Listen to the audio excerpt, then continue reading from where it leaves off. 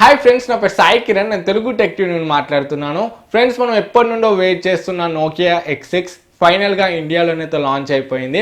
Nokia 6.1 plus పేరుతో. So దీని pricing చూసుకుంటే కూడా చాలా అగ్రెసివ్గానే ఉంది. ఓవరాల్గా ఫోన్ చూడడానికి చాలా బాగుంది.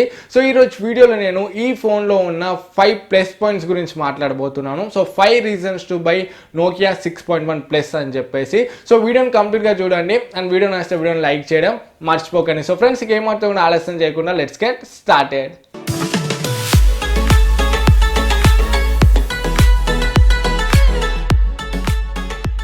ఫ్రెండ్స్, ఇంట్లో మనం ఫస్ట్ రీజన్ చూసుకున్నట్లయితే దీని designing and build. Front and back 2 sides కూడా మనకు గ్లాస్ బాడీతో వస్తుంది. ఇది గొరిల్లా గ్లాస్ 3 ప్రొటెక్షన్ తోని అండ్ కార్నర్స్ అంతా చూసుకుంటే అల్యూమినియం ఫ్రేమ్ తో వస్తుంది. Front notch display.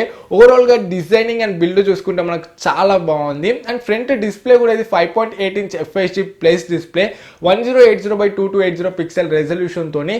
Pixel per inch చూసుకుంటే 432 ఉంది. సో ఓవరాల్ గా స్క్రీన్ టు బాడీ రేషియో చూసుకుంటే 82% ఉంది. మనకు ఓన్లీ చిన్న బెజల్ కనబడుతుంది, మిగతా అంతా కూడా మనకి డిస్ప్లేనే ఉంటుంది. సో ఓవరాల్గా దీంట్లో ఈ notch display and glass body, aluminium frame అంతా కూడా మనకు డిజైనింగ్ అండ్ బిల్డ్ వైజ్ చూసుకుంటే మాత్రం మనకు ఎక్సలెంట్ ఉందని చెప్పొచ్చు. సో ఫస్ట్ నాకు దీంట్లో నచ్చింది దీని డిజైనింగ్ అండ్ బిల్డ్. ఫ్రెండ్స్, మనం నెక్స్ట్ రీజన్ చూసుకున్నట్లయితే దీంట్లో సాఫ్ట్వేర్. ఇది మనకు Android 1 ప్రోగ్రామ్ మీద వస్తున్న ఫోన్. అంటే మనకు దీంట్లో స్టాక్ ఆండ్రాయిడ్ ఉంటుంది, ఎటువంటి బ్లోట్వేర్ ఉండదు, ప్యూర్ ఆండ్రాయిడ్ ఎక్స్పీరియన్స్ అయితే ఉంటుంది. అండ్ సెక్యూరిటీ అప్డేట్స్ కూడా మనకు మంత్లీ వైజ్ ఇస్తారు వీళ్ళు. మంత్లీ సెక్యూరిటీ అప్డేట్స్ కూడా ఉంటాయి. అండ్ ఆండ్రాయిడ్ వర్షన్ అప్డేట్స్ కూడా మనకైతే రెగ్యులర్గా ఉంటాయి. సో ఇప్పుడు ఇది out of the box Android ఓరియోతో వస్తుంది, ఆండ్రాయిడ్ ఓరియో 8.1తోనే. And next Android update Pie ఉంది కదా, సో పై కూడా రాగానే ఈ ఫోన్లో అయితే డెఫినెట్గా వస్తుంది. So pure Android stock experience ఎవరికి కావాలనుకుంటున్నారు వాళ్ళకి ఇది ఒక మంచి ఆప్షన్ అవుతుంది. And regular Android updates and regular security updates ఎవరికి కావాలనుకుంటున్నారో వాళ్ళకు కూడా ఈ ఫోన్ అయితే ఒక మంచి ఆప్షన్ అవుతుంది. ఫ్రెండ్స్, మనం నెక్స్ట్ రీజన్ చూసుకున్నట్లయితే దీంట్లో హార్డ్వేర్. ఇది స్నాప్డ్రాగన్ 636 ప్రాసెసర్తో వస్తుంది. One of the powerful mid range chip set అని చెప్పొచ్చు. Redmi note 5 Pro and Asus Max Prime 1 ఈ రెండు ఫోన్స్లో కూడా ఇదే ప్రాసెసర్ని యూజ్ చేశారు. మనకి డే టు డే యూసేజ్లో ఎక్సలెంట్ పర్ఫార్మెన్స్ ఉంటుంది, స్మూత్ పర్ఫార్మెన్స్ ఉంటుంది. అండ్ గేమింగ్ కోసం కూడా ఈ ప్రాసెసర్ అయితే మిడ్ రేంజ్లో చాలా బాగుంటుంది. అన్ని గేమ్స్ కూడా బాగానే హ్యాండిల్ చేయగలుగుతుంది.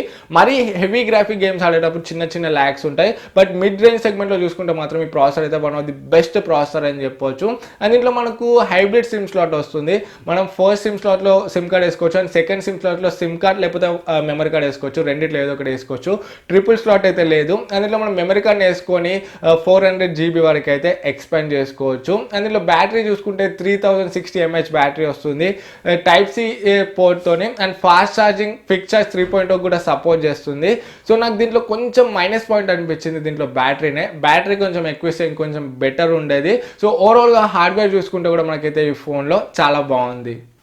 ఫ్రెండ్స్, మనం నెక్స్ట్ రీజన్ చూసుకుంటే దీంట్లో cameras. Back side dual camera setup వస్తుంది. ఒకటి 16 మెగాపిక్సెల్ సెన్సర్, ప్రైమరీ సెన్సర్ ఇది f2.0 అపర్చర్తోని, 1.0 మైక్రాన్ పిక్సెల్ సైజ్తోని. అండ్ ఇంకొకటి 5 మెగాపిక్సెల్ సెన్సర్. ఇది డెప్త్ సెన్సర్, మనకు పోర్ట్రేట్స్ అండ్ బోకే షాట్స్కి అయితే యూజ్ అవుతుంది. బ్యాక్గ్రౌండ్ బ్లరింగ్ ఇదంతా కూడా. ఇది f2.4 అపర్చర్తో వస్తుంది, 1.12 మైక్రాన్ పిక్సెల్ సైజ్తోని.